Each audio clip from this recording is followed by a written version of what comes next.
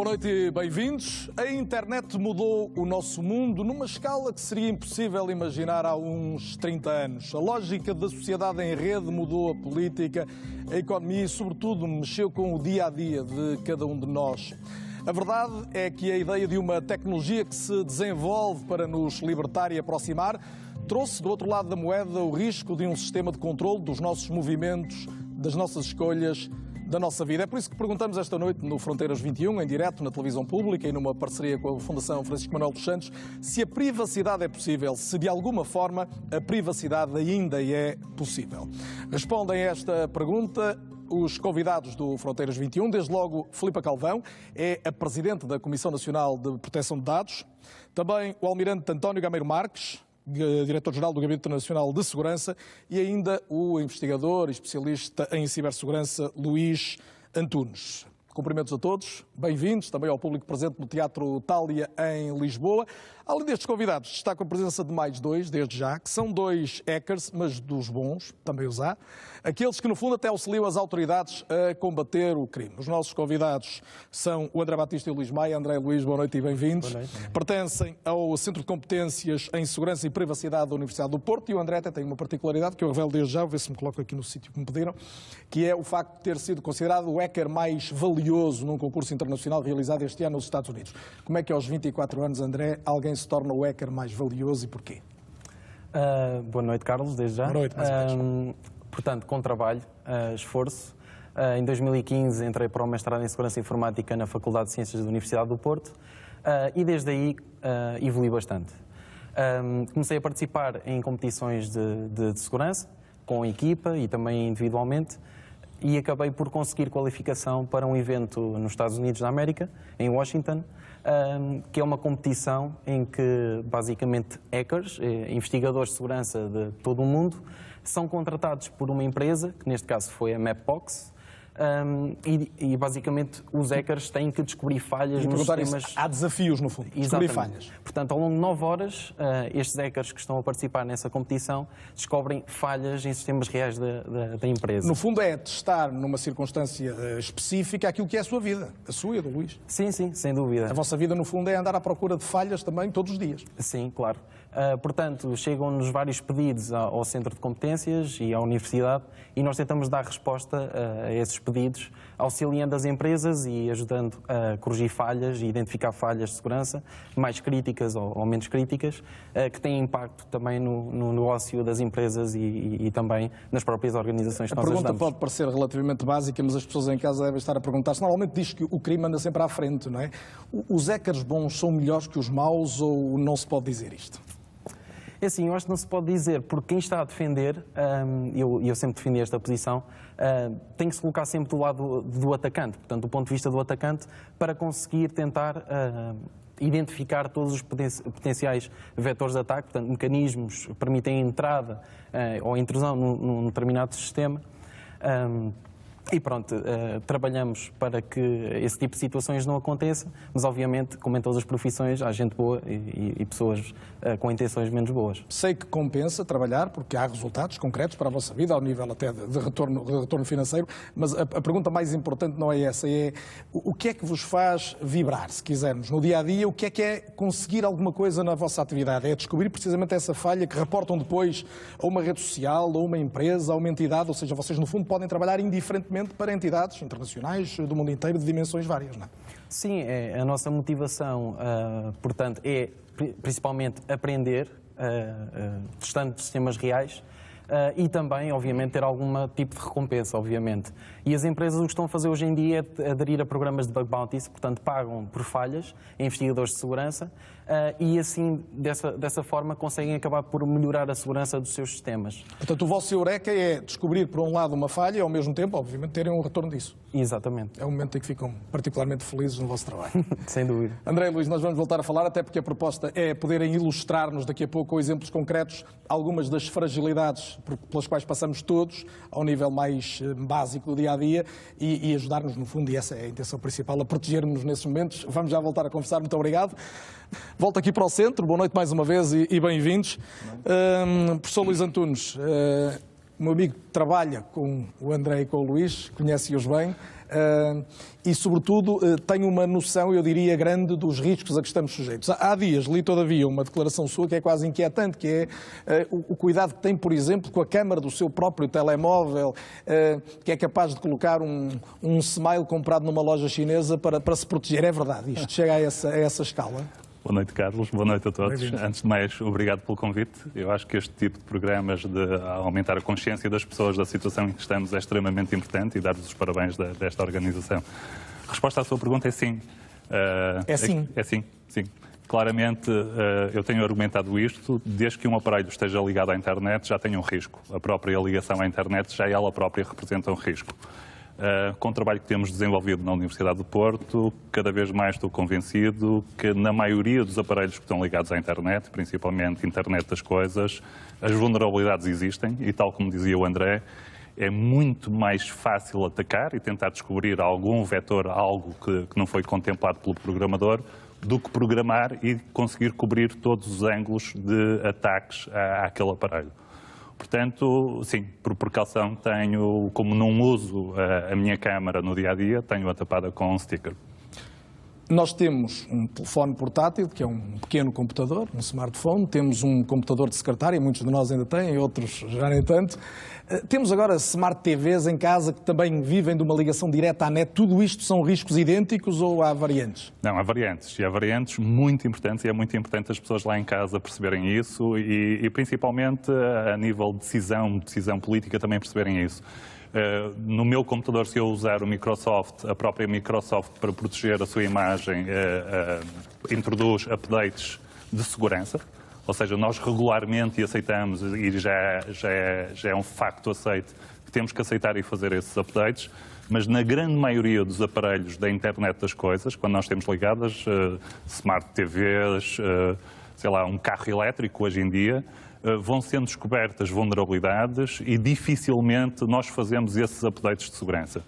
O que significa que ao fim de 1 ano, 2 anos, se não fizermos esses updates, claramente nós temos em casa um aparelho que pode ser servido para montar uma escuta dentro da nossa sala de estar. E o que o Luís Antunes está a dizer, mais do que para o utilizador, é para as entidades de um país, entidades oficiais, possam ter esses cuidados. Sim, possam ter esses cuidados e de alguma forma produzir alguma regulação e forçar que os produtores deste hardware e quem desenvolve os sistemas operativos sejam obrigados a fazer esses updates de segurança e disponibilizá-los, obviamente.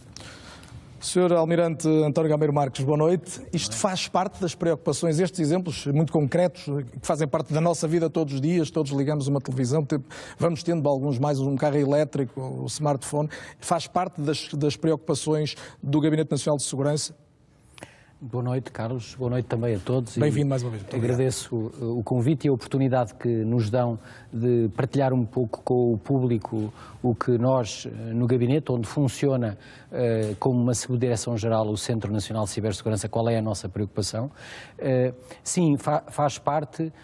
Eu, a esse propósito, e pegando na deixa do professor Luís Antunes, partilhava convosco um evento que ontem recebemos de um produtor de aspiradores daqueles robôs que em casa, enfim, aspiram a casa, que é um IoT, é um dispositivo ligado à internet, suscetível de ser comandado pelo seu dono, através de um smartphone, mas que também tem uma câmara e tem uma vulnerabilidade identificada, que pode comprometer a câmara e o aspirador, além de fazer aquilo que é suposto fazer, que é aspirar a casa, também vigia de forma irregular ou ilegítima o espaço, a privacidade da pessoa, portanto, violando a privacidade, que é, aliás, o tema Vamos ter que viver disso. agora com este jogo de gato e rato? Parece-me que sim, mas há um conjunto de coisas que podemos fazer para mitigar essa situação. E elas, se me permite, podem ser resumidas em cinco coisas. Uma delas, o professor Luís Antunes já disse. É fundamental que todas as pessoas, quer nas organizações, quer nas suas próprias casas, tenham, na medida do possível, os seus sistemas atualizados. há um problema que já discutimos até entre nós os dois, desses dispositivos IoT, internet das coisas, que são pequenos dispositivos, por exemplo, uma pequena câmara que está num espaço, um detector de incêndios, um detector de temperatura ou de umidade, pode ser um dispositivo IoT que, se não for concebido para ter a segurança by design, portanto, na sua gênese conceptual, pode não só fazer aquilo para o qual foi concebido, mas também fazer outras coisas que violam a privacidade da pessoa. Portanto, a atualização é um dos pontos. A atualização é um dos pontos. Tentar atualizar o mais possível. Porque as grandes empresas, quando atualizam, é porque... Falou em 5 casos, e assim só sinteticamente vamos ter tempo depois para atalhar, se calhar, alguns deles. Esse é um deles. O segundo é comportamental. Não publiquem nos redes sociais e no social media em geral, coisas que digam respeito a vocês próprios. Eu costumo dizer, ninguém vai para o centro... Não se publica outra coisa, senhor. Carlos, mas as pessoas têm que pensar se fariam aquilo no espaço físico. Ninguém vai para o meio de um grande centro comercial gritar para onde é que vai, o que é que fez, onde é que vai passar férias, etc. Os dias em que está fora de casa, por exemplo, que é algo particularmente sensível no verão. Porquê que publicam fotografias com a posição, a latitude e a longitude agarrada à fotografia? Porquê é que fazem isso? Porque se fizerem isso, quem quiser fazer mal, através das fotografias e através da posição que está agarrada à fotografia, no Instagram, por exemplo, que agora é muito usado, consegue-se recriar o padrão de comportamento da pessoa. E ao fazer isso, está-se a dizer coisas a quem nos quiser fazer mal. E depois há a velha história, que já alguns ouviram, sítios que tenham informação muito delicada sobre a pessoa, usem um duplo fator de entrada, a password, a username e mais alguma coisa. Isso é possível fazer isso. E finalmente, eu acho que disse 4, lembrem-se que a password é como a escova de dentes. Não se partilha e às vezes muda-se, de vez em quando muda-se. E não usem a mesma para todos os sítios onde vão. São coisas que até nem são muito complexas de fazer, mas têm a ver muito com comportamentos e, sobretudo, com o facto das pessoas estarem sensibilizadas para estas atitudes no mundo digital que nos rodeia.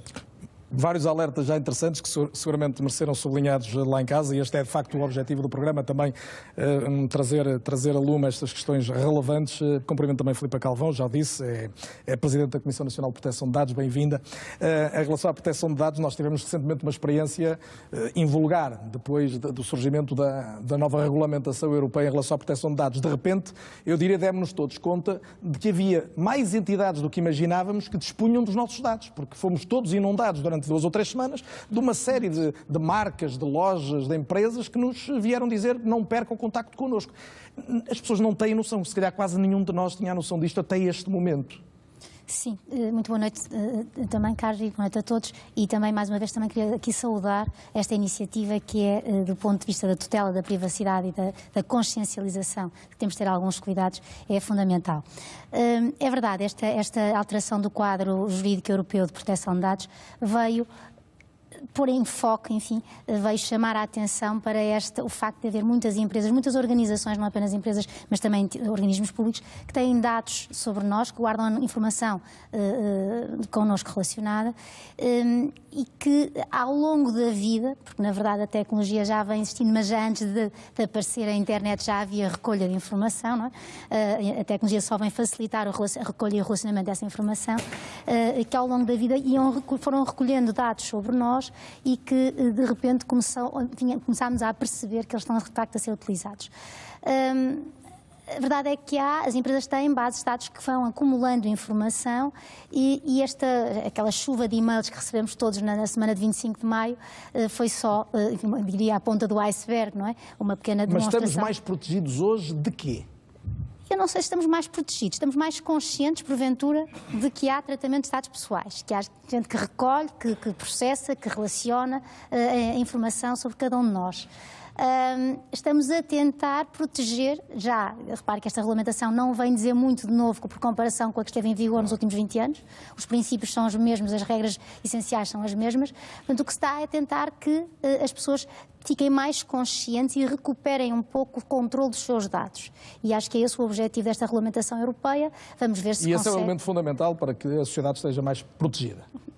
É essencial, se nós conseguimos ter algum controle sobre a informação que existe sobre nós e que está na posse de outras entidades, outros organismos, é essencial essa ideia de que podemos, de alguma forma, exercer os nossos direitos, que já existiam, na sua maior parte, mas exercer direitos que são direitos de saber que dados é que estão a ser tratados sobre nós, se é possível, se são errados, poder exigir a sua retificação, porventura a sua eliminação, se já não forem necessários ou se a sua recolha foi ilícita, e portanto há aqui um conjunto de direitos que agora as pessoas vão consciencializando que têm e vão exercendo mais, na verdade estão a exercer mais, já se nota. E, portanto, tem essa vantagem, esta alteração, digamos, do quadro jurídico, teve essa vantagem de ter, de alguma forma, despertado a consciência das pessoas. Vamos já perceber se, além da questão jurídica, a questão tecnológica está a ajudar também esse esforço também. Falamos muito dos dados que nós próprios colocamos já no espaço público, a questão das redes sociais, dos telemóveis, do smartphone, da Smart TV que temos em casa, é tudo smart agora. Mas, nesta altura, as câmaras de vigilância, vamos olhar uma primeira reportagem interessante neste Fronteiras 21, conseguem espiar-nos até dentro de casa, no limite, com grandes capacidades de zoom e de reconhecimento de dados biométricos. Isso pode tornar-se um instrumento de vigilância absolutamente invasivo da privacidade de cada um de nós. É verdade também que, por outro lado, essas câmaras permitem, por exemplo, inibir comportamentos criminosos, identificar terroristas, resolver uns quantos crimes. Já elas são um bom exemplo de como privacidade e segurança jogam, de facto, o mesmo jogo digital, como se prova neste trabalho da jornalista Joana Machado. O princípio da transparência se sobrepõe ao princípio da privacidade. A privacidade é a possibilidade que nós temos que ter de dominarmos aquilo que revelamos aos outros acerca de nós próprios. As pessoas não se preocupam muito, felizmente, com a privacidade até que algo de errado acontece com os seus dados. As queixas relativamente à lesão da privacidade não são muitas. E se calhar estamos a voltar, se calhar, o comportamento das pessoas precisamente pelo facto de existir esta constante monitorização sobre aquilo que se está a fazer. Vigiados, a cada hora, a cada instante, em todos os lugares, em qualquer lugar. Não é ficção, não é uma campanha de terror, é a mais pura e digital realidade. Se as pessoas tivessem consciência do grau de exposição que os novos meios tecnológicos permitem, de exposição pessoal, agiriam de outro modo. Todos nós temos o direito a termos os nossos segredos. Para as câmaras, a face mais visível da vigilância, não há segredos. Não se consegue controlar, de facto, quem é que está por trás, como é que está a utilizar essas câmaras de videovigilância.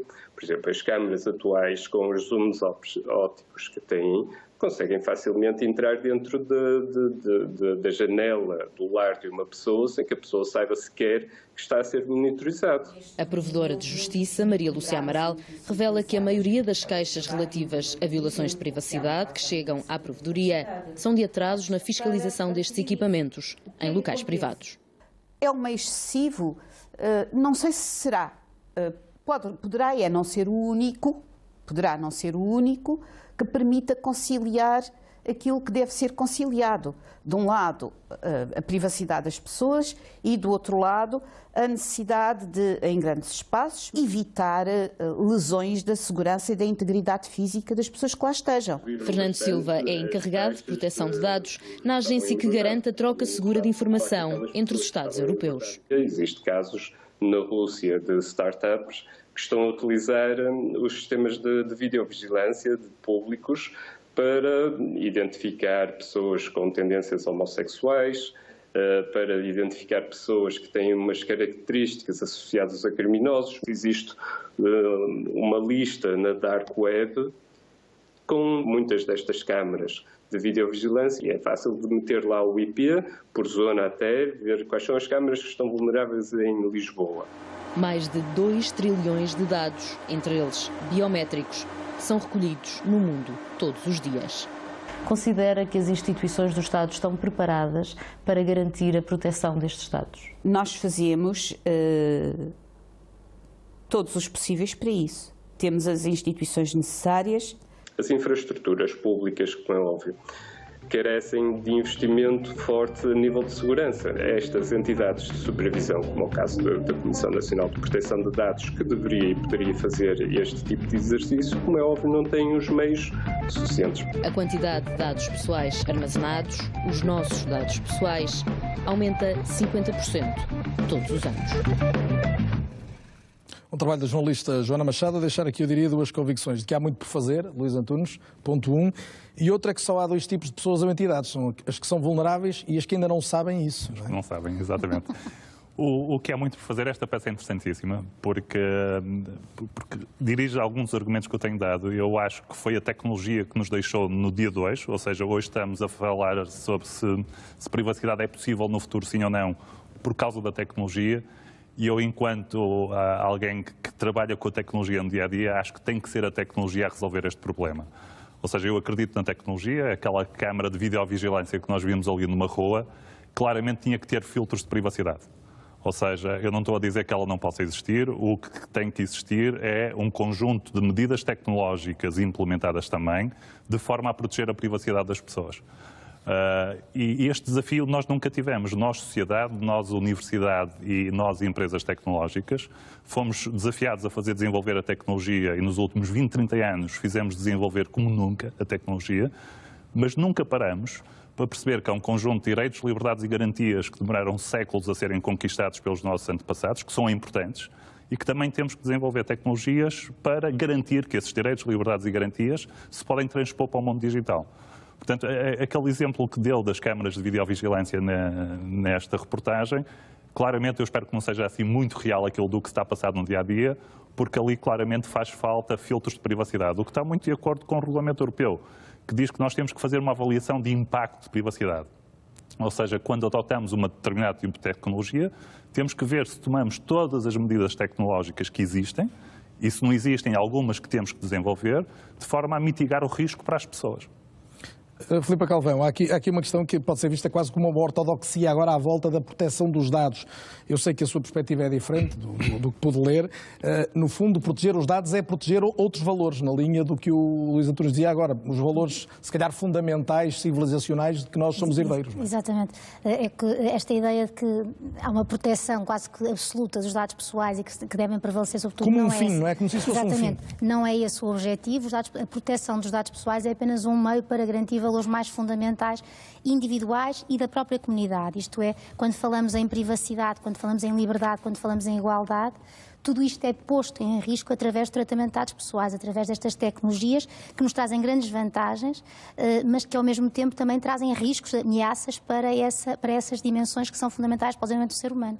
E a ideia da Europa, sobretudo isto nasceu aqui na Europa, a ideia de garantir estes valores que são fundamentais ainda na comunidade europeia através da proteção de dados pessoais é, de facto, fundamental.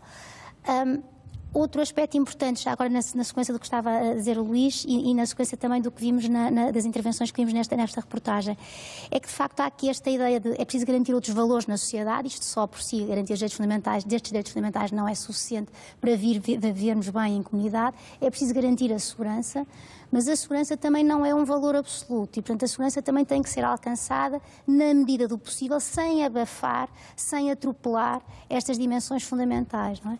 E por isso é que, como dizia o Luís, é preciso fazer esta avaliação, no fundo, uma lógica de prevenção de risco. Vamos ver destas soluções todas que se podem utilizar, seja por empresas, seja por Estado, por parte do Estado, estas soluções todas, vamos ver quais são aquelas que têm menos impacto sobre os direitos dos cidadãos, como é que se consegue, por via da tecnologia, muitas vezes, conseguir minimizar isso. E às vezes a tecnologia pode não chegar. Podemos chegar à conclusão que é preciso abdicar de um nível ótimo de satisfação do interesse público de segurança para conseguir salvaguardar um conjunto de direitos fundamentais, designadamente a liberdade e a privacidade. Vamos ter daqui a pouco exemplos dos riscos que corremos, exemplos concretos. Já o disse no início do programa, estão aqui dois hackers, o Luís Maia e o André Batista, são do Centro de Competências em Segurança e Privacidade da Universidade do Porto. Eles a todo momento vão dar-nos exemplos muito concretos de como é fácil alguém chegar ao nosso mundo privado, vamos dizer assim, e este estes exemplos que vão ser trazidos poderiam ser úteis para esta parte da conversa, mas podemos antecipá-la, Almirante Gameiro Marques, nesta ideia. Lembrando que o senhor lidera o Gabinete Nacional de Segurança, que tem hoje um braço muito específico para a questão da cibersegurança, que é o Centro Nacional de Cibersegurança, que ainda não fez 4 anos, portanto estamos, ainda diria, no início de um caminho, não é? E a pergunta que eu lhe faço é o mais genérica possível, mas pedindo uma resposta muito concreta. Para quem está em casa, o que é que Portugal está a fazer verdadeiramente em termos de cibersegurança? De que maneira é que se estrutura a cibersegurança em Portugal? A maneira como estamos organizados, portanto, nós de cima para baixo dependemos do Primeiro-Ministro através da Sra. Ministra da Presidência e da Administração Administrativa. E porquê? Porque consideramos que a questão da cibersegurança é algo que é transversal à sociedade e, portanto, não deveria estar especificamente numa área governativa. Isso, aliás, foi amplamente debatido na Comissão Instaladora do Centro Nacional de Cibersegurança, da qual eu fiz parte em 2012. E, portanto, parece-lhe uma solução boa. Não só por estar envolvido, parece-lhe uma boa solução essa. Parece-me uma boa solução. Parece-me uma boa solução. Há países que adotaram esta solução, há outros que os colocaram no Ministério da Justiça, como é o caso da Holanda, no Ministério da Economia, privilegiando o fator económico da cibersegurança. Mas isso foi amplamente debatido e ficou assim. Não significa que num futuro não evolua, porque a vida Mas não feita... tem sido um entrave a questão organizacional? Não tem sido um entrave porque nós, na comunidade da segurança e da cibersegurança em particular, temos... a nossa resiliência vem das ligações em rede. Entre quem? As ligações em rede são institucionais e são informais. As informais talvez são aquelas que são mais eficazes. É que nós temos em Portugal uma rede nacional de equipas de resposta a incidentes de cibersegurança, que é constituída essa rede por 37 entidades, públicas e privadas, onde estão também as academias. A Faculdade de Ciências da Sociedade do Porto, por exemplo, faz parte dessa rede, e essa rede é extremamente eficaz na propagação de boas práticas ou de incidentes, porque o objetivo, quando surge um incidente, é quê? É diminuirmos o tempo de resposta. Quanto mais depressa reagirmos, mais depressa estamos, digamos assim... Portanto, há uma resposta a um nível de proximidade, a um nível micro. Exatamente. Mas depois há a rede a um nível mais elevado e que deste ecossistema em Portugal fazem parte 4 entidades. O Centro Nacional de Cibersegurança, a Unidade de Combate ao Cibercrime de Polícia Judiciária, a unidade, a UNC3T, uma unidade que os Serviços de Informações da República também têm ligados a estes temas, e o Centro de Ciberdefesa. Estas 4 entidades funcionam permanentemente, inclusive têm elementos de ligação umas com as outras e regularmente se reúnem ao nível da direção e ao nível dos seus pares. Depois, na Europa, existe também uma rede europeia de equipas de combate ou de combate a incidentes de cibersegurança. Portanto, aquela de 37 que eu mencionei ao nível nacional também está replicada na Europa. Nós, no Centro Nacional de Cibersegurança, somos o ponto fulcral português, que faz depois a ligação com essa europeia. E, portanto, a rede funciona de uma forma muito viva e muito eficaz. Quando foi o WannaCry o ano passado... Ia perguntar-lhe, pedir-lhe um exemplo, e até me estava a lembrar do WannaCry, ou eventualmente números que haja. O WannaCry em Portugal houve logo aquela felicidade de coincidir com uma tolerância de ponto dos serviços públicos. Não é? Sim. Temos que admitir isso. Isso é o que alguém diz. Eu sempre li isso, portanto, estou a trazer à colação. Não teria sido pior se assim não fosse? Não teria sido... Não teremos oportunidade de provar isso. Mas noutros países foi? Sim. No Reino Unido, por exemplo, teve um impacto bastante grande. Nós soubemos isso por uma entidade que faz parte da rede, que é muito dinâmica, é o Centro de Operações da Rede da então PT. Foram eles que lançaram esse aviso, que rapidamente se espalhou na Rede Nacional de C-Certs, portanto, que é assim que se chama, e essa divulgação rápida pôde rapidamente também implementar medidas de mitigação, porque nós sabíamos já por onde é que se propagava o mal, e fechámos esses serviços. Apesar de alguém escreveu que o serviço tal numa entidade de X da administração ou do Estado foi atacada, por isso está em baixo. Não, estava em baixo como medida de mitigação. O que é que aprendemos mais com esse episódio? Que lição é que nos deu? Aprendemos várias coisas. Olha, uma delas Eu lembro que isso ocorreu, salvo erro, no dia 12 de maio do ano passado. Portanto, exatamente. Uma sexta-feira. Véspera o dia da chegada do Papa a Portugal. Exatamente. Aprendemos várias coisas. Olha, uma delas foi o quão importante é comunicarmos de forma eficaz. E que a decisão ser ao mais baixo nível possível.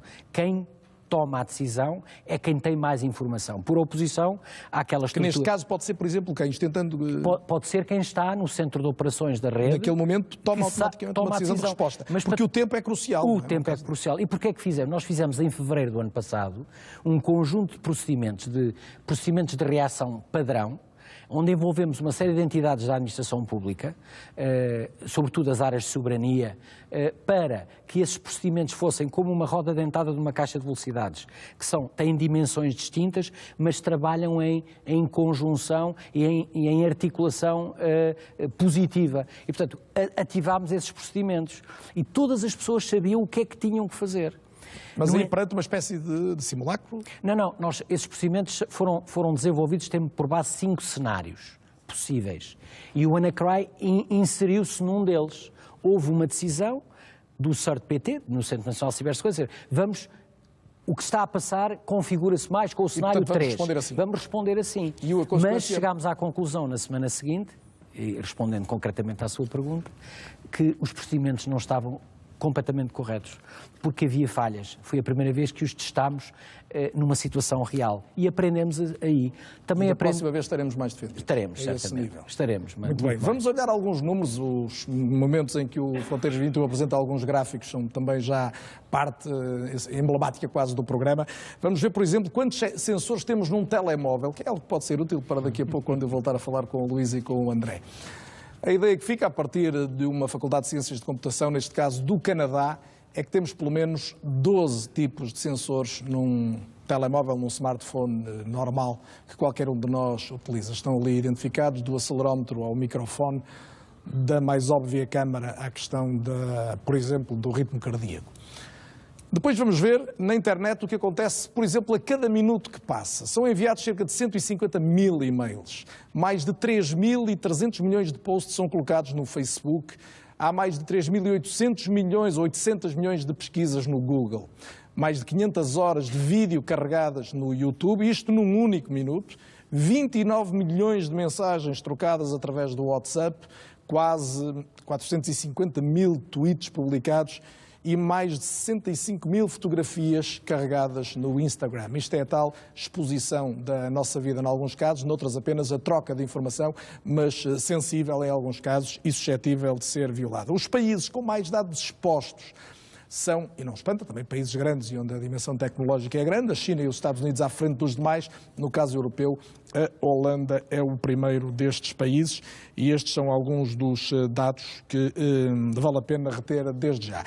Busco agora, num exemplo recente, uma das preocupações maiores, a questão Cambridge Analytica, Facebook, a utilização de dados de milhões de pessoas que levaram à queda dessa empresa. Ora, esteve recentemente em Portugal uma das pessoas que denunciaram o caso Cambridge Analytica, a antiga diretora da empresa, Brittany Kaiser. Ela disse à RTP, numa entrevista exclusiva ao jornalista Luís Miguel Loureiro, que o mundo precisava de um abanão para perceber um pouco mais quanto vale a pegada digital de cada um de nós. I think the most important issue to address in this conversation is that right now we do not have the right to own the digital assets that we produce every day. So as someone who's worked in human rights law, both academically and in practice, I believe that we should be looking towards a legislative and regulatory framework where individuals have the right to own these digital assets that they produce on a day-to-day basis, whether it be their location data or the content that they upload to platforms and share on social media, or the conversations that they're having with people on their phone, on their computers, communications, what they search for. All of this is very valuable to governments, to advertisers, and to organizations that are happy to pay for this. What kind of value are we talking about? The amount of data that we produce every day has now created the most valuable asset class on Earth. We now are reaching a point where we've created multi-trillion-dollar companies, or even companies worth hundreds of billions of dollars, and almost their entire value is made up of the digital assets of individuals. Right now, we've reached a point where we can no longer trust that companies and governments have our best interests at heart. We need to hold them accountable.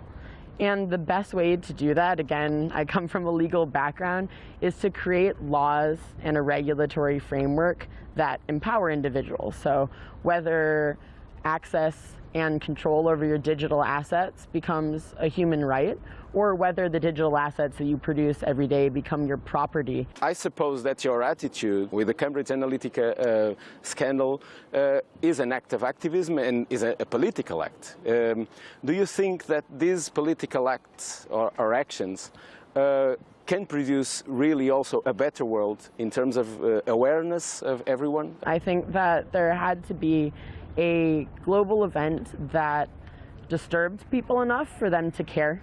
The last time that people cared about how their data was collected was when whistleblower Edward Snowden exposed the PRISM project. So for a new data crisis, so to say, being the spark of what makes people care again, you know, a lot of positive can come out of that. And already over the past few months, we've seen governments caring, we've seen companies start to change some of their terms and conditions and start to implement new technology to provide transparency and opt-in infrastructure for people.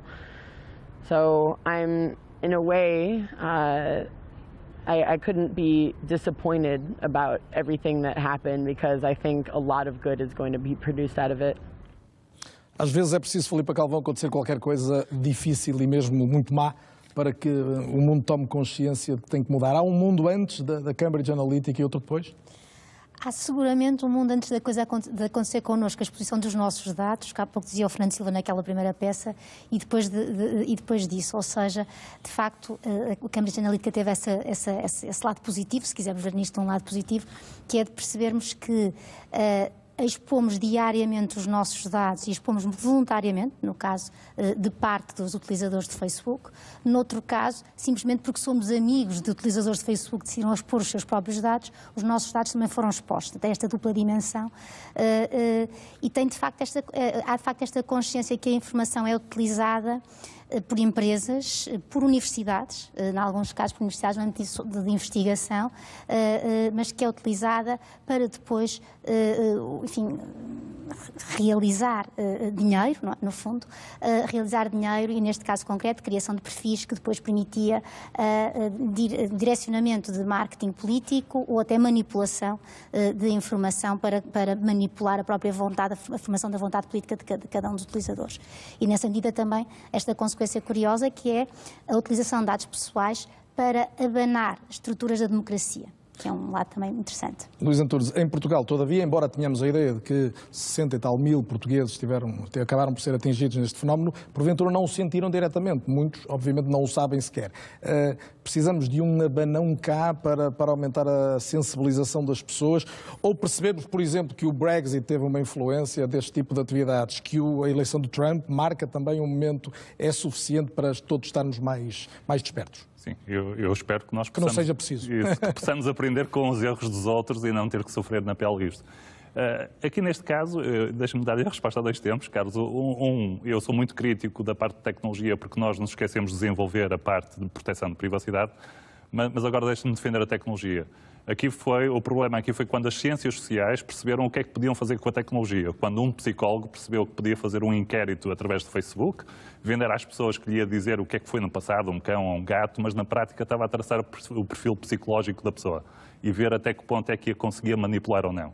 Portanto, este problema foi a ligação das ciências sociais com a tecnologia. Agora, uma resposta um bocadinho mais séria. É o vulnerável tornar-se manipulável. Manipulável, exatamente.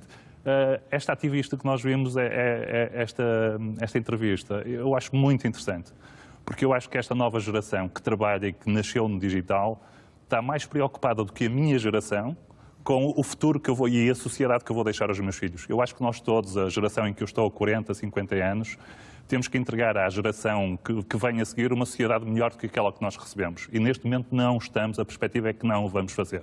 E não o vamos fazer porque estamos, de alguma forma, a prescindir de um conjunto de direitos e de garantias que demoraram séculos a serem conquistados e não podemos de um momento para o outro dizer ok, isto agora não é importante. E, portanto, eu tenho alguma esperança com estes ativistas nascidos digitais que nós possamos aprender com os erros dos outros e, enquanto sociedade, consigamos corrigir a tempo ainda nós, esses que estamos numa geração mais à frente. Vamos ver se ajudamos a que se corrijam alguns desses erros com exemplos. E, de repente, eu pego num telemóvel e ouve-se o cacarejar de uma galinha. Isto parece-me coisa do André e do Luís, não sei se posso dizer isto desta forma. Os meus amigos assumem esta intromissão aqui no alinhamento do programa. Isto demonstra uma vulnerabilidade. É evidente que este telemóvel que eu tenho aqui foi preparado para que isto acontecesse. Eu incluí aqui um jogo também que aparentemente é a causa, o descarregar deste jogo é a causa próxima de vocês terem conseguido fazer isto e poderem fazer mais qualquer coisa. Sim, esse telemóvel foi comprometido intencionalmente. Nós entregámos este telemóvel ao Carlos há bocado e dissemos que íamos pregar uma partida. Pega lá nisto e vai ver o que lhe vai acontecer. Não é? Sim, portanto a ideia é demonstrarmos, as pessoas às vezes já estão-me a espiar, mas o que é possível fazer? Portanto, há vários mecanismos de ataque, portanto vários vetores. No entanto, um dos mais comuns é as pessoas às vezes aparecer publicidade e instalarem qualquer tipo de software, não portanto, só no smartphone. Este jogo que vocês instalaram para fazermos esta simulação, no fundo, dar este alerta, é algo que eu podia ter feito naturalmente descarregando um jogo banal com os números para me divertir durante uns minutos. Exatamente, portanto é possível, neste caso, neste contexto que é um smartphone Android, é possível infectar uma aplicação de forma a que pareça que é original, mas por trás tem uma backdoor, permite o acesso remoto ao dispositivo, mesmo estando bloqueado. Portanto, nós há bocado também gravámos... O cacarejar da galinha, a partir do jogo, vocês remotamente conseguiram fazer isso. Exatamente, tocámos áudio, neste caso só para assustar. E agora também gravámos, na intervenção anterior, gravámos também áudio, que vamos agora reproduzir no computador. Podemos também tocar no telemóvel. Play, Bem, parece que temos um problema com o áudio do computador, mas o que tínhamos no áudio do computador era... A gravação. De uma conversa aqui. De uma conversa anterior, sim. Portanto, algo que nós tínhamos estado aqui a dizer e vocês gravaram como? Através também do telemóvel. Exatamente. Do microfone. Portanto, podemos pôr aqui a tocar também no telemóvel este fecheiro, já que o computador não está a sair o áudio. Portanto, está-se a ouvir aí. Tome consciência de que tem que mudar. Portanto, realizámos uma escuta sem o Carlos ter qualquer tipo de noção. O telemóvel estava ali pousado. Estava aqui pousado ao meu lado? Exatamente. Portanto, existe outro tipo de funcionalidades que um atacante pode utilizar para espiar na pessoa. Portanto, é possível fazer, neste caso, por exemplo, um dump de SMS, ler as SMS que a pessoa tem. É possível fazer também aceder às chamadas, aos contactos. Portanto, tudo o que está no telemóvel. Portanto, neste caso, temos aqui uma André, mensagem. mas vamos agora tentar só separar isto, até para não causar aqui alarme. Isso tudo é possível fazer a partir do simples descarregar imprudente de um jogo, por exemplo? Sim, existem outros mecanismos de ataque que podem levar, neste caso, como estavam a falar há bocado, sistemas atualizados são mais fáceis de atacar remotamente. Portanto, podemos também mostrar... Mas normalmente, se as pessoas tiverem a prudência, por exemplo, de irem comprar um jogo ou fazer o download de um jogo a partir de um local seguro, a probabilidade disto acontecer é imensamente menor. Sim, sem dúvida. É imensamente menor, mas é necessário que haja uma certa confiança no produtor da aplicação. Exatamente. Porque as pessoas geralmente estão a aceitar permissões numa aplicação, mas não sabem muito bem quem é o produtor da aplicação, quem é que está a vender e quais são as consequências de instalar determinada aplicação e tentar perceber... E como é que uma pessoa que não é muito informada sobre o assunto sabe quem é o produtor e se é seguro? É muito difícil perceber. Geralmente, a avaliação que deve ser feita é o que é que a aplicação faz e para que é que pede determinadas permissões de acesso. Nomeadamente, se uma aplicação mostra uma imagem apenas, porque é que pede acesso aos contactos ou porque é que pede acesso às SMS. E essa é uma avaliação de risco que a pessoa deve fazer de forma consciente. Perceber que uma coisa não tem a ver com a outra, que não faz muito sentido que lhes estejam a pedir isso. Querem explicitar mais algum exemplo de coisas? Sim. Por exemplo, temos aqui também pedi ao Carlos para virar ali para, por exemplo, ao professor Luís Antunes a câmara. O professor vai ser retratado agora. E vamos ver ali o professor... Portanto, eu só estou a segurar no telemóvel, eu não estou a fazer coisa nenhuma. Sim, repare, no ecrã do telemóvel o que é que aparece? O jogo. Portanto, num telemóvel que teoricamente é meu, vocês remotamente e o que aparece no ecrã do meu telemóvel é o tal joguinho, não sei se podemos mostrar de para meio, isto depois, vê-se aqui o meu dedo, não é? Mas voltamos à imagem do estúdio e eu posso ir rodando, tentando aqui ser o mais firme possível, vemos o nosso público, rodo para o outro lado, vemos a outra parte também, com o Sr. Almirante ainda aqui, agora já numa imagem mais cuidada. E, portanto, isto são vocês que estão a fotografar a partir de um telemóvel que, teoricamente, é o meu. Não é? Exatamente. Sim. E mais assustador, se calhar, é também o acesso à localização em que a pessoa se encontra em tempo real. Por exemplo, temos aqui as coordenadas e podemos também verificar exatamente o local onde a pessoa se encontra neste preciso momento. A partir do mapa mundo, e vocês chegam aqui ao Teatro Thália. Exatamente. Portanto, na hora, tudo no em momento, tempo real. Saberem onde está o telemóvel, que é de outra pessoa. Sim. Não é o meu, através de eu encontrar um telemóvel. Isso, às vezes dá um certo jeito. André e Luís, muito obrigado. Foi ótimo trazermos estes alertas e, sobretudo, deixar-nos, eu diria, muito mais do que a eventual preocupação, a noção de que temos mesmo de nos proteger ao limite e, sobretudo, perceber cada vez que fazemos um ok, perceber para que é que serve o ok que fazemos. Tantas são as vezes que nos pedem isso e que, dizia alguém, Luís Antunes, não sei se confirma isso, que nos telemóveis ainda é mais perigoso, porque a imagem é mais pequena, a nossa tentação de não ter paciência para ler letras tão pequeninas é muito maior do que no ecrã de um computador ou de um portátil. Não é? Sim, claramente o interface não ajuda nada ao titular dos dados, não é? O interface é tão pequeno e a tentação naquele momento de termos o retorno daquilo que estamos a querer fazer é tão grande que nós claramente acabamos por prescindir, ler aquilo que nos estão a dizer que vão fazer. Quem nunca o fez que atira a primeira pedra, não é? Exatamente. Eu não serei o primeiro a tirar a pedra também. Eu também não, com toda a certeza. É habitual também no Fronteiras que os convidados possam ser interpelados pelo público, que deixa perguntas, normalmente até perguntas bastante interessantes, como vão perceber já a seguir, no site do Fronteiras 21, e recomendo também uma visita ao site, tem os elementos gráficos significativos sobre cada tema, tem uma memória de temas anteriores tratados aqui no Fronteiras 21 e tem também a possibilidade sempre de colocar perguntas para o programa seguinte, que muitas vezes são um pretexto para que o público do Fronteiras, os que seguem o programa, possam acompanhá-lo aqui em direto também no Teatro Thália em Lisboa. Eu vou voltar-me aqui para a esquerda, que é onde estão dois convidados para fazer perguntas esta noite, uma vez que o eixo do lado direito ficou reservado para o Luís e para o André. André Brito, deixe-nos então a sua pergunta. Boa noite e bem-vindo. Muito boa noite. Boa noite. A minha pergunta é muito concreta, ainda não foi abordada diretamente pelo painel, mas considerando a consagração legal do direito ao esquecimento, pergunto se é possível a qualquer cidadão hoje dirigir-se a um hospital público e solicitar o apagamento dos seus dados de saúde.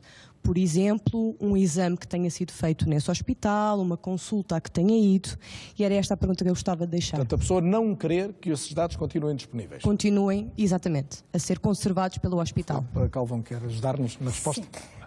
Vamos lá ver, o direito ao esquecimento é um direito que já existia, que é um direito de eliminação de dados e, portanto, já estava previsto de alguma forma na legislação anterior, antes deste Regulamento de Proteção de Dados.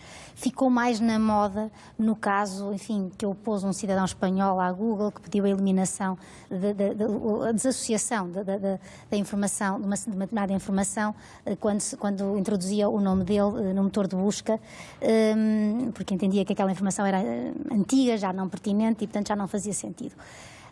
E, portanto, começou a falar-se mais desse direito ao esquecimento nesse contexto. Ele tem na sua fonte, em todo caso, esse direito de eliminação. Este direito de eliminação, em princípio, pode sempre ser usado, e é o que diz o regulamento, desde que não haja, desde que, no fundo, a informação esteja, portanto, tenha sido recolhida ilicitamente, ou seja, mantida ilicitamente, desde que o fundamento para a conservação da informação for o consentimento. Portanto, se eu revogo o consentimento, então essa informação pode ser eliminada. Agora, em casos como este que está a exemplificar, que são os dados de saúde, já é mais complicado, e é mais complicado porque há uma razão de interesse público que justifica a conservação de informação de saúde nos estabelecimentos que prestam esses cuidados de saúde.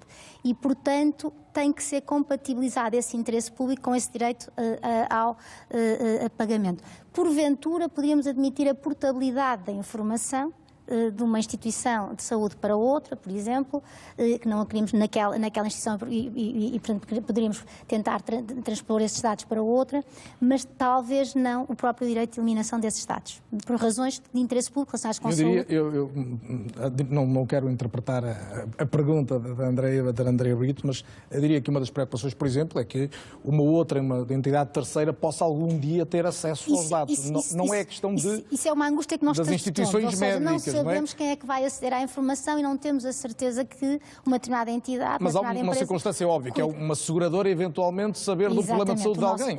Não se pondo aqui nenhuma desonestidade das seguradoras. Não, nem da nossa parte. Claro. Não creio que eles não sabem. A ideia é que as seguradoras, quando fazem contratos connosco, podem exigir fazer certos exames e fazem certos exames e, portanto, aí está tudo legitimado. Está tudo bem, está tudo legitimado, contratam connosco ou não em função depois dos resultados que obtêm.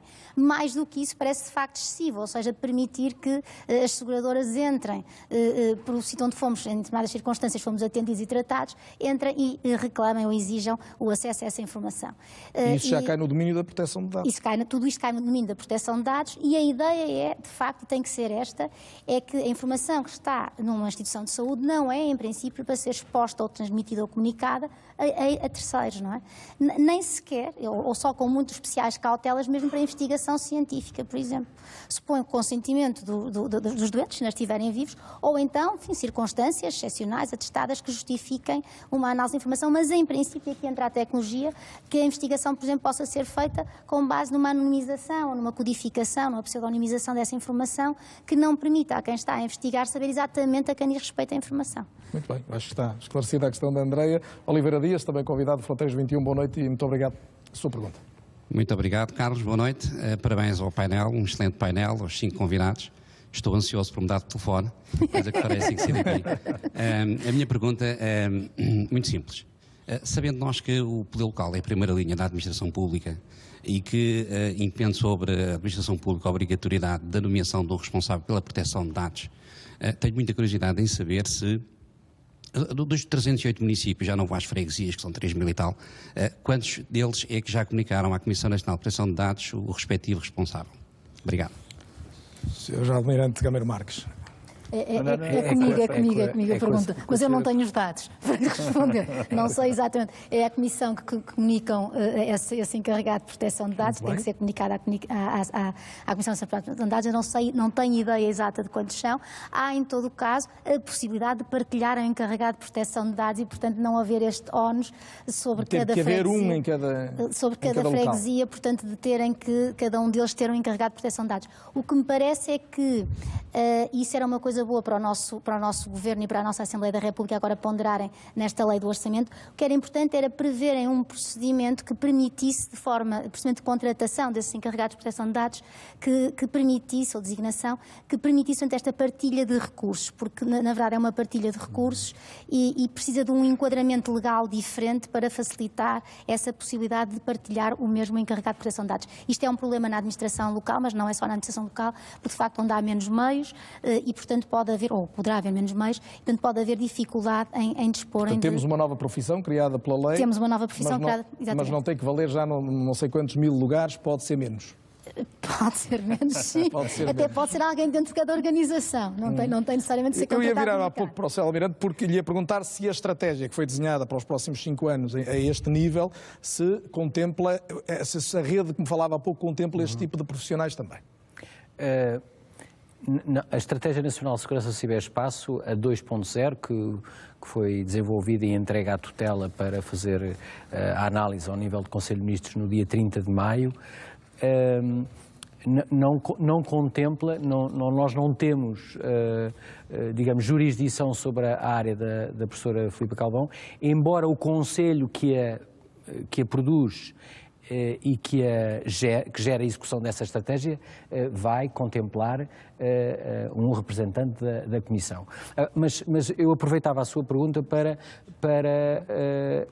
Não sabia? Não, continua. Não estou a ouvi-lo com muito interesse. Não, é a lei de cibersegurança que foi à votação final na quarta-feira passada na Assembleia da República.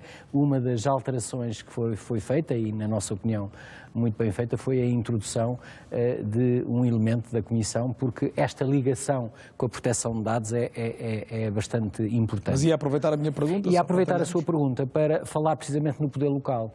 O poder local na área da cibersegurança é algo que nos preocupa muito, preocupa por causa da densidade. Como disse, são 308 câmaras. Aliás, na última conferência que fizemos em Coimbra, a conferência anual de cibersegurança, fizemos-la pela primeira vez fora de Lisboa, numa lógica até de descentralização. Colocámos precisamente às pessoas que estavam no auditório principal, pedir-me ideias de como é que podíamos chegar de forma eficaz às autarquias, porque nós temos a noção que as autarquias têm não só dados pessoais, mas dados muito importantes e que são muito valiosos para quem os quer exfiltrar ilegitimamente, e temos que ter, de facto, medidas muito concretas para, através das associações municipais, nós pensamos em aceder às autarquias com geometria variável, ou seja, as grandes autarquias é numa relação bilateral, mas as mais pequenas vamos ter que ir através das associações municipais. Agora, o objetivo é chegarmos lá, e temos que chegar lá porque esse é o verdadeiro, quer dizer, é o país ao mais ínfimo e relevante aspecto do país, é as autarquias, não é? E é muito difícil nós chegarmos às 308 autarquias no nosso país. Os senhores já seguramente se encontraram noutros fóruns para debater este tipo de assuntos, já se conhecem e conhecem bem os argumentos uns dos outros, mas Luís Antunes, não resisto a perguntar-lhe, enquanto representante, vamos dizer, do meio da investigação, dos académicos que podem ajudar tecnologicamente este combate, se não tem vontade de reclamar, designadamente dos poderes públicos, maior investimento nesta área. Bem, eu tenho vontade de reclamar maior investimento genericamente na sociedade, mas nesta área em particular há um problema que é grave. A ideia que nós temos é que ainda estamos, não só em Portugal, porventura na Europa também, já lá vamos a alguns dados ilustrativos disso, muito atrás, designadamente, do que acontece nos Estados Unidos. Sim, e eu acho que nós, a um nível mais micro, como diz o Sr. Almirante, temos feito cada um de nós o seu trabalho e temos feito o nosso esforço para convergir. Eu acho que faz falta, dentro da estratégia nacional que o Sr. Almirante estava a falar, alguma estratégia de parar o brain drain. Ou seja, nós neste momento estamos a formar estudantes como o André Batista... Brain drain, como a partida de cérebros para fora. Partida de cérebros para fora, exatamente. Estamos a formar este tipo de estudantes. O mercado é global. E reparem, quando o André ganha o prémio do hacker do momento à escala global, o mercado, o André está aqui porque tem alguns valores e quer continuar a formar a próxima geração. E ele já disse que quer continuar em Portugal e, de preferência, no Porto a trabalhar. Mas o número de ofertas de emprego que ele já teve para sair do país é impressionante. Portanto, nós claramente, e do ponto de vista de diferenciar este tipo de capacidades dentro da administração pública, continuar com o velho paradigma, estamos todos tabulados pelo mesmo e temos que ser pagos e remunerados por essa tabela, neste caso, e com o evoluir da tecnologia, deixa de funcionar. Já agora deixe-me dar-lhe um comentário sobre o estado da administração pública nesta situação. Como a renovação de quadros tem sido tão baixa, a entrada dentro da administração pública tem sido tão baixa, do ponto de vista de tecnologias de informação, os quadros é a minha geração. Os quadros que estão na administração pública estão na faixa etária dos 40 a 50 anos. E para esta área emergente da cibersegurança, nós precisamos de contratar pessoas. Nós precisamos claramente contratar pessoas.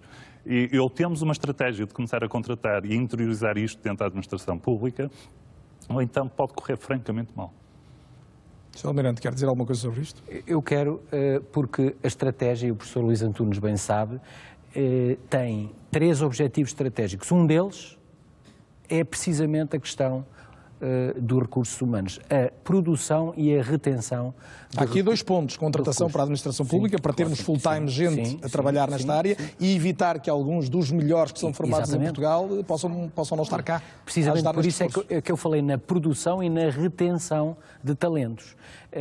E veja, uma estratégia é feita para fazer face a desafios, a ameaças. E essa é claramente uma ameaça. Nós próprios, no Centro Nacional de Cibersegurança, o nosso maior desafio é contratarmos e conseguirmos obter pessoas... Mas tem garantias de que vai poder contratar? Os jornalistas gostam de insistir nesse tipo de... Eu garantias não tenho nada, ainda tenho garantia que amanhã vou estar vivo, quanto mais garantias... Não, mas se refere isso como uma prioridade. Mas é uma prioridade, é uma prioridade. Se me permite, Sr. Almirante, é a nossa luta.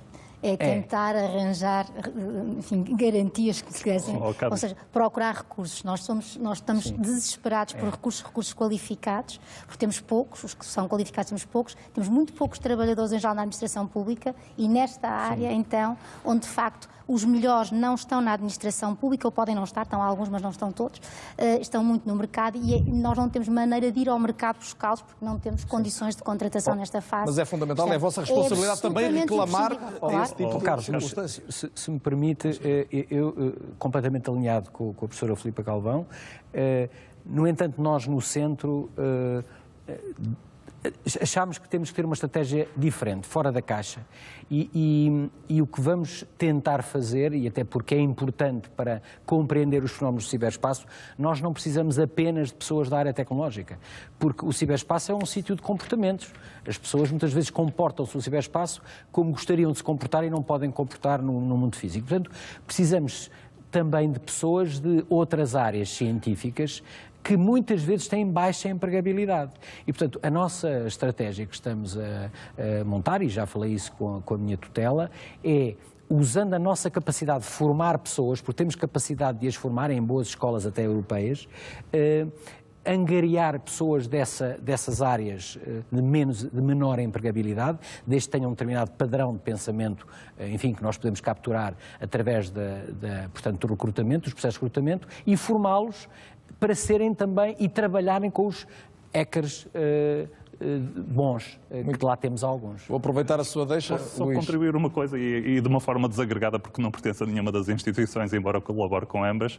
Eu acho que a mudança de paradigma, do ponto de vista da Comissão Nacional de Proteção de Dados, de deixar de ser um órgão de notificação para ser um órgão mais de inspeção, eu acho que é completamente urgente olharmos para os quadros da CNPD e reforçarmos os quadros da CNPD. Quando eu lhe dizia que estava preocupado com a sociedade que vamos deixar aos nossos filhos, este é um ponto crítico. CNPD? Este é um ponto crítico na Comissão Nacional de Proteção de Dados, percebermos que houve uma mudança de paradigma do ponto de vista da regulação e o tipo de competências que a CNPD precisa passou a ser uma necessidade muito mais técnica do ponto de vista informático e que precisam claramente reforçar isso. Daí essa emergência de que a Filipa Galvão falava há pouco. E que na Comissão se sente muito, na Comissão onde estou se sente muito, porque de facto é preciso ir para o terreno e estar em cima, portanto, dos sistemas de informação e verificar não apenas as questões de segurança, mas também da própria proteção de dados, que é um bocadinho mais do que a questão só de segurança de informação. É preciso estarmos, portanto, espalhados pelo país, coisa que não estamos neste momento, somos muito poucos, gente com qualidade, mas não em número suficiente, e para isso, de facto, não temos grandes meios dentro da administração pública para é um alerta que está feito, sublinhado. Deixe-me só acrescentar outra coisa, mas também no resto da administração pública, estavam a falar da administração local, estavam a falar também, em alguns casos, na administração central, também é preciso isto, não é? É preciso reforçar de alguma forma esta formação nesta área, apostar nessas áreas, porque é essencial para garantir todo o sistema de informação do Estado e dos organismos públicos e também a privacidade dos cidadãos com isso. Apostar no know-how português, no que já existe, faz-me fazer uma pequena alteração de alinhamento. Espero que o Rui Romano, nosso realizador, não me leve a mal. Vamos avançar por uma reportagem da Joana Machado, que mostra como os nossos dados pessoais são cada vez mais valiosos, mas também apetecíveis para quem quer, de certa forma, manipular-nos.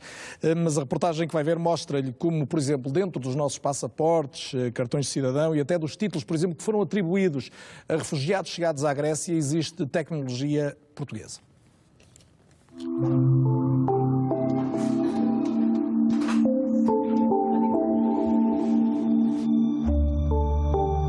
Para nós todos que damos isto por adquirido, parece-nos que os documentos de identificação são uma coisa com a qual já nascemos. Enfim, hoje em dia, os próprios cartões de cidadão são dados logo nas maternidades.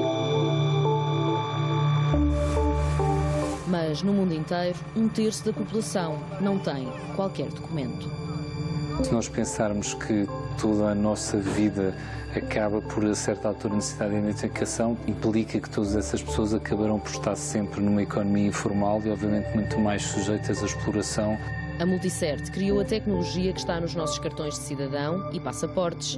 Cada 5 gigas adicionais seriam um determinado valor. Em 2016, a empresa ganhou também o concurso da União Europeia para criar um título de residência para quem chega sem documentação às fronteiras da Grécia. Instalámos uma solução que é operada pela Polícia de Fronteiras da Grécia, em que efetivamente as pessoas que entendem, como imigrantes, dão esse título de residência. Sem documentos acabam por entrar num ciclo vicioso de exploração, que era precisamente o que a União Europeia queria impedir. O algoritmo que determina a segurança dos documentos eletrónicos é tão complexo que ainda não existem computadores capazes de o quebrar em tempo útil. Mas dados protegidos são também dados controlados. Sim, obviamente é uma forma de controle, mas de um ponto de vista da nossa sociedade, a sociedade europeia, eu acho que o pior é ter pessoas não documentadas, porque obviamente estarão sempre algo marginalizadas dentro da Europa. Acesso indevido. Acusados por suspeita de influência. Uma nova polémica. Roubo de dados. Manipular a opinião pública. Interferido nas eleições presidenciais. Problemas de segurança foram expostos com este caso. O ataque aos nossos dados pessoais está na ordem do dia. Querem saber quem somos, onde estamos e o que nos move. Cada vez mais sofisticados esses ataques, sobretudo porque são os Estados, os países que estão por trás desses ataques. Nenhum destes ataques acontece, digamos, por uma empresa sozinha que decida organizar uma coisa deste género. Os nossos dados pessoais têm um preço e podem estar à venda. Neste catálogo há um produto que tem cada vez mais procura. Hoje em dia, os dados de saúde são aqueles que são mais valiosos. Através destes dados de saúde é possível influenciar muitas coisas. Enfim, há desde seguros de saúde que podem ser vendidos para situações específicas ou companhias de seguro que se recusem a fazer determinado tipo de seguros de vida se souberem que as pessoas estão doentes. Mais de 2.500 milhões de dados foram roubados ou comprometidos em 2017. Almirante Gameiro Marques dizia-me em off ao ver esta reportagem que é o Gabinete de Segurança Nacional que tutela que supervisiona esta área da identificação eletrónica e dava-me um exemplo de algo muito concreto que está a mudar para aumentar a segurança e dificultar o acesso à cópia. Não é? Exatamente. Os nossos cartões de cidadão têm um chip, como foi dito na peça, que tem um conjunto de bits que para garantir a segurança, a partir de setembro, os cartões de cidadão que forem emitidos pelas instâncias nacionais vão dobrar o número de bits. Vai de setembro já deste ano. Setembro já deste ano. Portanto, vão passar para 4.048 bits, o número, portanto, a série de bits que é necessária ser comprometida para precisamente fazer mal ao cartão. Individualmente ao cartão. E isso é precisamente para fazer face em orientações da União Europeia para tornar todo este ecossistema mais resiliente, mais forte. Trago uma opinião precisamente a partir de Bruxelas, do eurodeputado português, agora eurodeputado Carlos Coelho, há muitos anos interessado em particular nestas questões das garantias aos cidadãos e também do mundo digital. Considera a necessidade de se dotar as comissões de proteção de dados precisamente de meios para assegurar a privacidade dos cidadãos, muitas vezes vistos como elos mais fracos e sendo de facto desta nova indústria, mas falando sobretudo da necessidade de uma concertação a nível internacional. Dr. Carlos Coelho, estamos a gravar esta conversa no dia em que a Comissão Europeia aplicou a maior multa de sempre a uma empresa tecnológica. É assim que se previnem os abusos na internet? Não é só assim, mas isso é um instrumento. Aliás, uma das grandes vantagens do novo Regulamento Geral de Proteção de Dados é exatamente aumentar a capacidade da Comissão Europeia de aplicar multas. No caso do RGPD, serão no valor máximo de 20 milhões de euros ou 4% da faturação, o que significa multas a sério. A única forma de termos a garantia de que há enforcement, isto é, de que há a aplicação das regras. Mas é preciso haver sempre alguém que supervisione, porque o cidadão está indefeso perante esses abusos, ou não? Não, com certeza. Ao nível europeu, a Comissão Europeia tem competências próprias e também temos uma alta autoridade europeia para a proteção de dados. Mas ao nível nacional é fundamental o trabalho das Comissões Nacionais de Proteção de Dados. As suas competências foram reforçadas no quadro desta nova legislação. Agora, o que é essencial é que, sob o ponto de vista da dotação financeira e da dotação em recursos humanos, eles estejam apetrechados. De nada vale dar mais competências se depois não têm possibilidades de as exercer. Na sua opinião, a Comissão Nacional de Proteção de Dados tem meios para desempenhar esse papel? tanto quanto sei, no debate terão a Presidente da Comissão Nacional de Proteção de Dados e, portanto, ela será a pessoa mais indicada para responder. A minha opinião, com os dados que tenho disponíveis, é que há insuficiência de meios financeiros e há insuficiência de recursos humanos. E nós não devíamos olhar para estes instrumentos como qualquer coisa de facultativa. Em bom rigor, a proteção dos dados pessoais é uma extensão das nossas liberdades fundamentais. E, portanto, o Estado e os poderes públicos deviam olhar para estes órgãos, para estas instituições, como elementos fundamentais para garantir aos cidadãos que os seus direitos fundamentais, neste caso, que a proteção dos seus dados está assegurada. Em 2001, o senhor foi o relator principal do relatório Bechelon, que alertava para alguns dos perigos da internet. Passados quase 17 anos, foram tomadas medidas para prevenir esses perigos? Não houve uma reação estruturada ao nível da Generalidade dos Estados-membros da União para prevenir esse tipo de intromissões. E hoje estamos confrontados com, como disse, a repetição de alguns fenómenos que têm muito a ver com aquilo que se passou.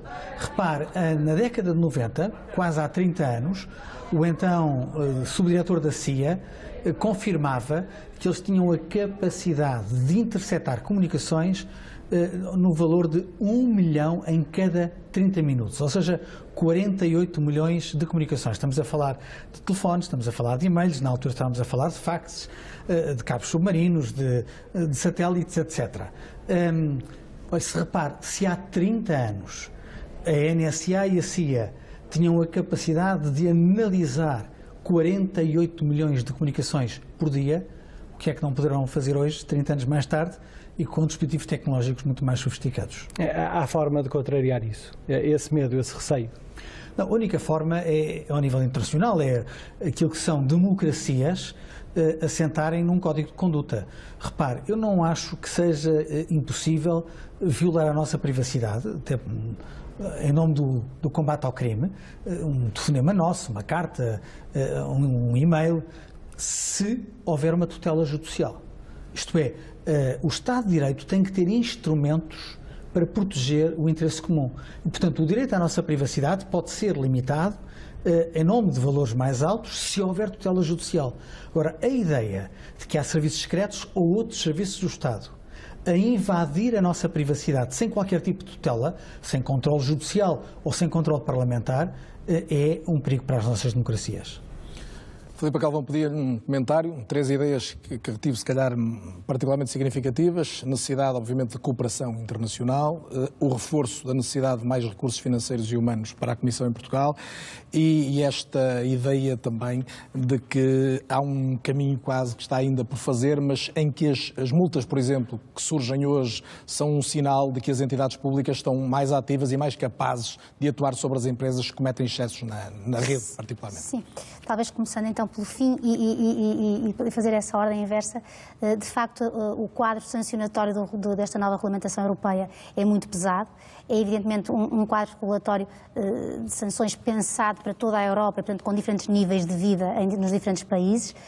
E, portanto, na aplicação concreta, depois cada autoridade, cada Comissão Nacional de Proteção de Dados vai ter que tomar isso em consideração também na determinação da sanção a aplicar, ajustando à sua realidade.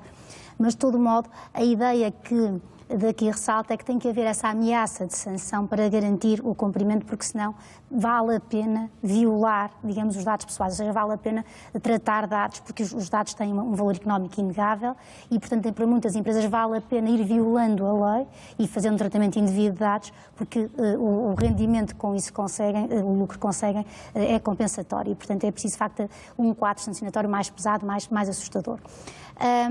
O outro aspecto que estava a sublinhar tem que ver com os recursos. Nós não podemos, nós, autoridades de proteção de dados, portanto, a Comissão Nacional de Proteção de Dados, depender, porque neste momento não temos outra fonte de rendimento que não essas sanções pecuniárias, as coimas que vamos aplicar, as multas, nós não podemos depender das coimas para sobreviver, que seria absurdo. Andaríamos à caça da multa, como se costuma usar, não é? E isso não pode ser, de facto, não podemos ter autoridades que visam garantir direitos fundamentais dos cidadãos com esta preocupação de enriquecer os seus cofres para sobreviver. E, portanto, a solução tem que ser outra, tem que ser, de facto, financiamento do Estado, portanto, dotação orçamental do Estado, manter estas entidades para que depois possam exercer as suas funções com isenção. Eu vou pedir que guarde o terceiro item, que era o da cooperação internacional, particularmente a nível europeu, porque sobre isso podemos falar mais a partir do grafismo que vamos ver, e eu até pedi ao professor Luís Antunes que me pudesse ajudar a lê-lo, porque tem muito a ver, esta questão das multas sobre as grandes multinacionais da comunicação, designadamente, tem a ver muito com o monopólio, que muitas delas, de facto, gerem com grande facilidade e que permite depois uns quantos abusos. E temos, podia dizer, Luís Antunes, uma soberania digital dos Estados Unidos, é indiscutível. Vamos ver o grafismo, que eu acho que é ilustrativo. Por exemplo, ao nível das estruturas de rede.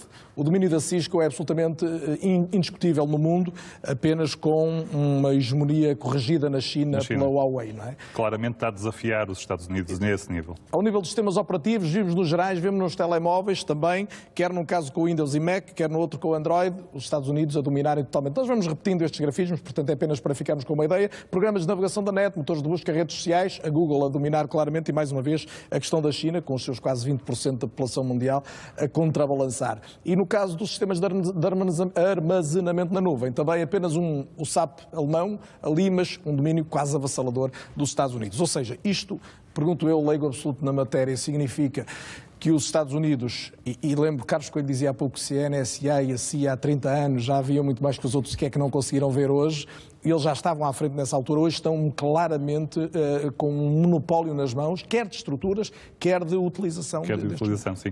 Isto tem sido uma preocupação também grande do Sr. Almirante Cameiro Marques e esta apresentação eu suponho até que tenha tido origem do Sr. Almirante, mas deixe-me dizer, seguindo o seu raciocínio, nós estamos a mudar até de paradigma, porque nós agora temos entidades, que são estas empresas tecnológicas, que têm uma capacidade operacional no ciberespaço muito superior a alguns países.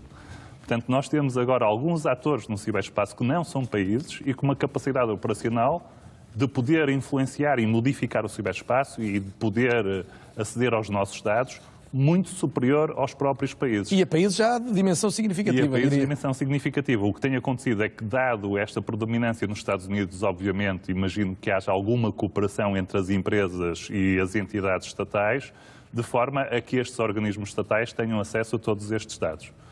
Portanto, estes dados preocupam-me. Só há um comentário que eu gostava de fazer aqui, e é também um desafio à Europa, é que o primeiro browser foi europeu.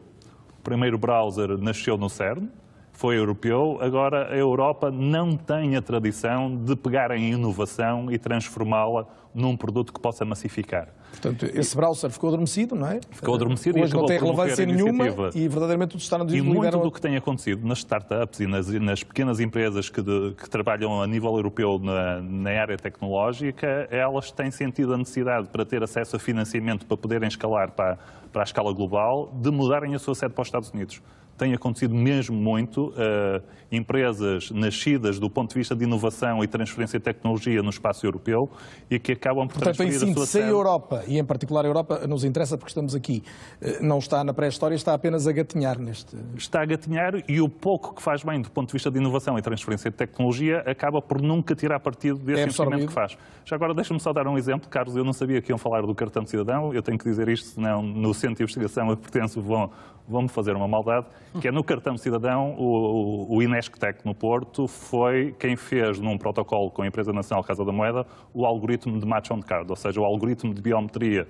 Quando nós, num órgão policial, pomos o dedo e há um match com o que está dentro, a minúcia que está dentro do cartão, é a inovação portuguesa, ou seja, é um produto português desenvolvido por jovens portugueses, mais uma vez, que nós temos que segurar cá. E enquadra naquilo que eu lhe disse, nós não temos uma grande tradição de pegar nisto e depois tentar escalar estes produtos que temos feito e que têm passado várias certificações internacionais. E escalar é uma boa expressão, porque estamos num programa chamado Fronteiras, e se o digital, Sr. Almirante, trouxe alguma coisa, foi o fim de fronteiras, isto que o professor Luís Antunes agora dizia, mesmo os riscos, né, da absorção de know-how, de um país não ter hoje uma capacidade para se opor, mesmo um país de dimensão significativa, a uma empresa tecnológica de topo, é a soberania no limite que está em causa, é a democracia, é a liberdade, é a soberania. A soberania, como nós costumamos dizer, também se joga no ciberespaço. E a Europa, nos artefactos fundamentais do ciberespaço, não tem, como aliás os gráficos mostraram, qualquer soberania. E aquilo que a Europa está a fazer é desenvolver regulamentação centrada no cidadão para o proteger em relação a essa hegemonia de empresas norte-americanas, e era importante que não misturássemos aqui o Estado norte-americano com as empresas norte-americanas, não é? Não podemos, acho que não devemos cautelosamente colocar tudo no mesmo caldeirão, não é? Mas vai quase dar ao mesmo. Como eu segui poder explicar. Mas não me parece, porque há empresas daquelas norte-americanas que estão, por exemplo, ali, que têm preocupações europeias e colocam cá e desenvolvem cá centros de dados para garantir que os dados europeus e dos cidadãos europeus estão em solo europeu. E também gostava de dizer que há ali um player que não aparece e que é muito ativo no ciberespaço. Que é? Que é a Federação Russa. Sim, mas nós sabemos que que é a Federação Russa. Quer dizer, na peça parece que a única entidade que exfiltra dados desde a década de 90 é a CIA. E nós temos evidências reiteradas que o grande país de dimensão continental que está no leste europeu... Já que fizemos um programa sobre ameaças de guerra no mundo e esse caso foi particularmente mas é que eles usam o ciberespaço na continuação da sua ação física. Claro. Exatamente. O senhor partilha daquela ideia que até António Guterres trouxe a público de que uma próxima guerra terá como origem um ciberataque? 2008, Jogos Olímpicos na China, a Federação Russa invadiu a Geórgia e antes, para limpar o espectro eletromagnético e tudo o que era redes, precedeu o ataque cinético com carros de combate com um grande ataque cibernético. Estamos a falar de 2008. Era todos entretidos com os Jogos Olímpicos na China. E alguém percebeu isso?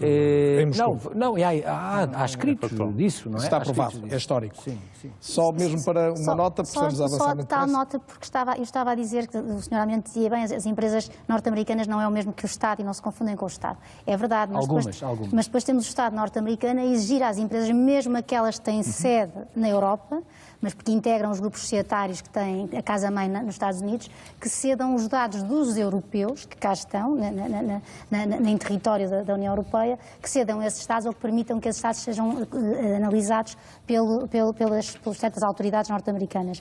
E esse é o tal ponto da cooperação internacional, retomando aquilo que há pouco o eurodeputado Casco estava a dizer, o tal ponto da cooperação internacional que é fundamental. É fundamental dentro da Europa, evidentemente, e nós só conseguimos funcionar assim, mas é também fundamental com os outros Estados, com Estados do resto do mundo. Aliás, há uma série de acordos que o Estado português e os Estados da União Europeia vão celebrando com outros Estados, também nesta lógica de promoção da proteção de dados ou da segurança da informação, e que a troca de informação se dê de acordo com regras de Estado de Direito, que há pouco referia, e há um braço de ferro grande com os Estados Unidos, onde não há um direito à proteção de dados, e, portanto, há a privacidade, mas a privacidade só tem valor nas relações comerciais, na medida em que tem, enfim, significa uma certa mais-valia de um produto ou serviço.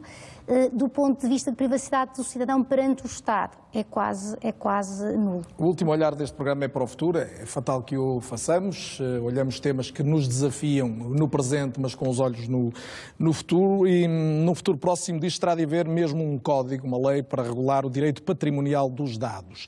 Fatalmente poderá haver até um pagamento pelos dados de que possamos decidir dispor publicamente, e novas leis irão surgir para que ditadores, diz de países, mas porque não de algumas empresas também, não usem os dados disponíveis para limitar esses direitos, liberdades e garantias de que tantas vezes se fala. É uma reflexão sobre este novo tempo que está numa reportagem realizada em França, a partir de uma escola tecnológica, mas filosófica também, uma reportagem da correspondente da RTP, Rosário Salgueiro.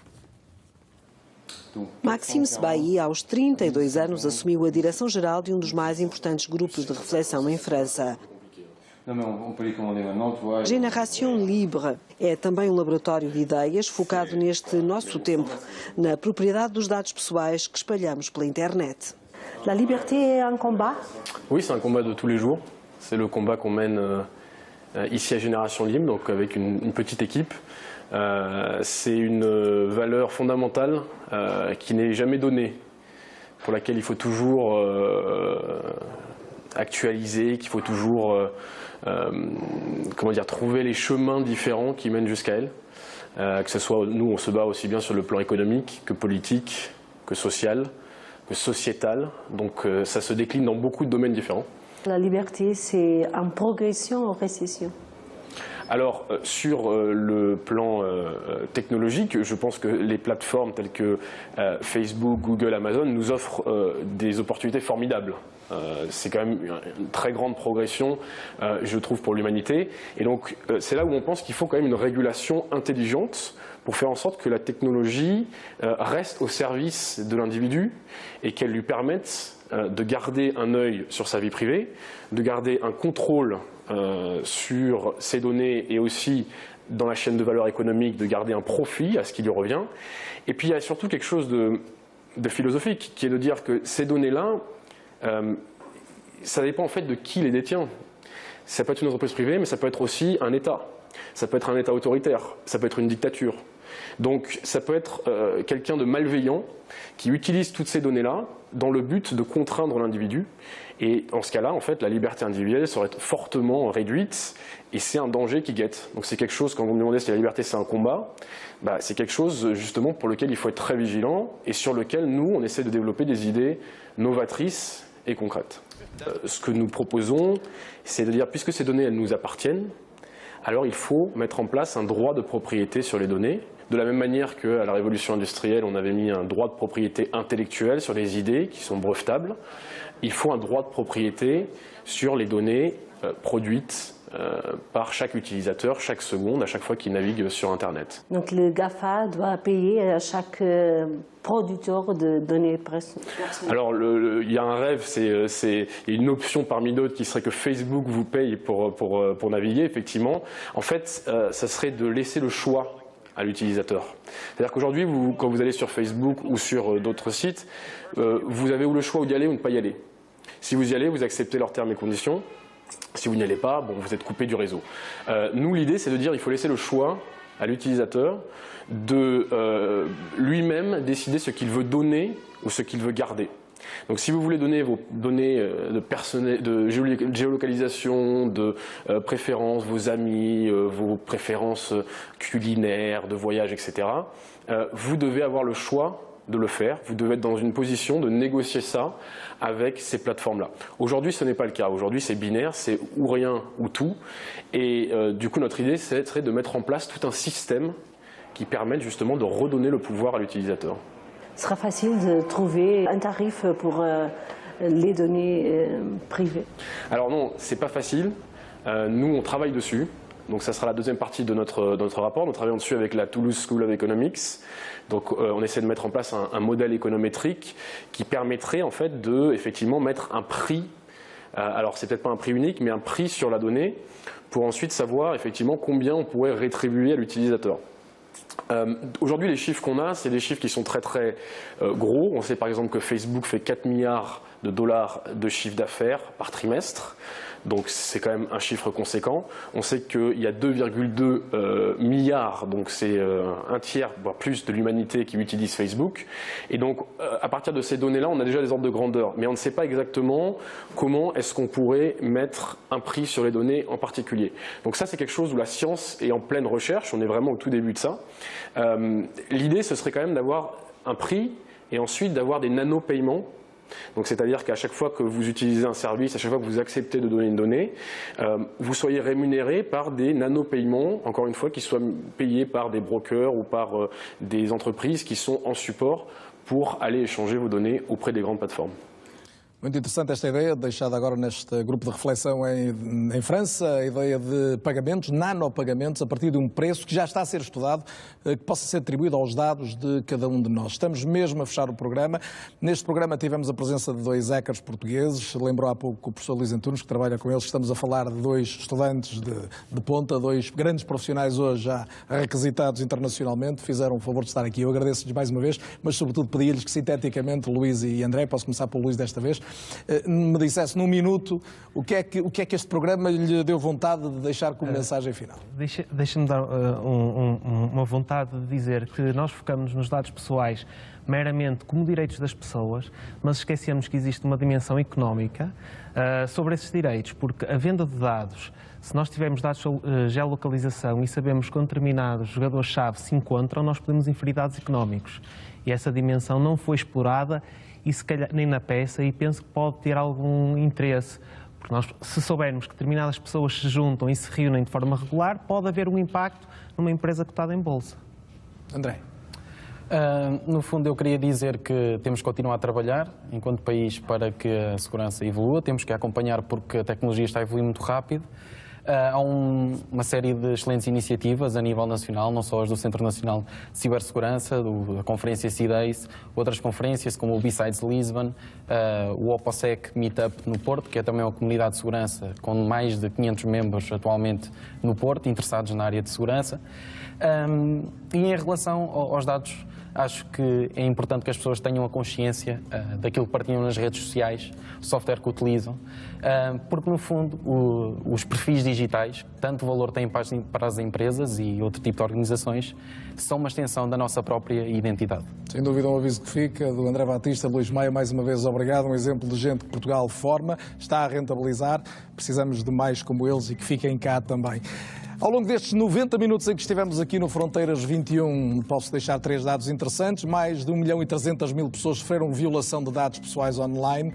Houve 250.000 ataques maliciosos de malware e houve umas 5.400 pessoas que foram atingidas mesmo por um ciberataque com um pedido de resgate. Isto acontece a cada 90 minutos, terá acontecido também ao longo dos últimos 90, mas o que aconteceu aqui foi uma mensagem que ficou de alerta, mas também de esperança, de como a tecnologia e a lei podem ajudar a que o nosso mundo seja mais seguro e a nossa privacidade mais protegida.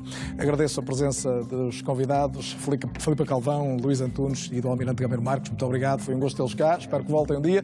Boa noite, sobretudo para si também, muito obrigado por mais uma vez ter acompanhado Fronteiras 21, temas que desafiam Portugal e o mundo. Vamos parar em agosto, apenas um mês para férias, estamos de volta em setembro. Boa noite e até lá.